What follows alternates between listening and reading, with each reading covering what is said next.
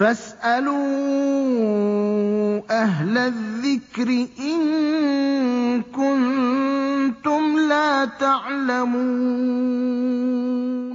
1984 деген романға келгенде Оруэллдың дөресін айтканда дөньяның бөтә диктаторлары Путин, Төньяк Корея һәм башкалары Кытайды әйтеп тә тормайм. Ул диктаторлар үзләренең халыктарын ана шундый хәлдә тоторга хыяллана. Был романның төп фикере янәһе ниндидер власть, ниндидер хакимият кешеләр өстендә Алла Тәгаләнең власы һәмак властька ия янәһе. Ләкин егетләр моны була китаптар, була китап. Evet. Иң дөрес китап ул Коръан. Коръанда нимә тиелгән?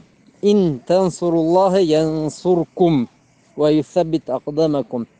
Әгәр һез Алла Тәгаләгә ярдәм итсәгез, ул да һезгә ярдәм итер дигән. Әлбәттә, төрле социологтар, психологтар, язучылар, теге акыл ияләре, унда философтар, фәйләсүфтар, evet.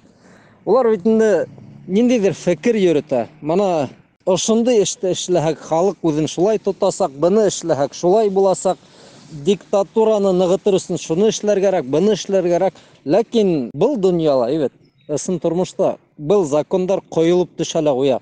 Ни өчен? Чөнки кеше үзен Алла Тәгаләләй тоторга теләй.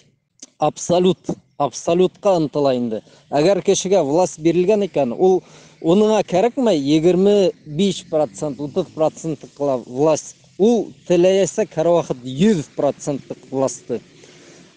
Тулыһынса бөтен теге власть ул Алла Тәгаләгә генә кайта бит инде. Унда теге халыкты күрһәткәндәр бөтенләй бер ниндәй дә көскә лә ия түгел. Уны һәр вакыт барыбер дурак көтеп була дигән һәмарак. Юк, әгәр кешеләр үзләрен дөрес тота икән, менә әйтелгән ит Коръанда, миңа ярдәм итсәгез, мин һезгә ярдәм итәм дип.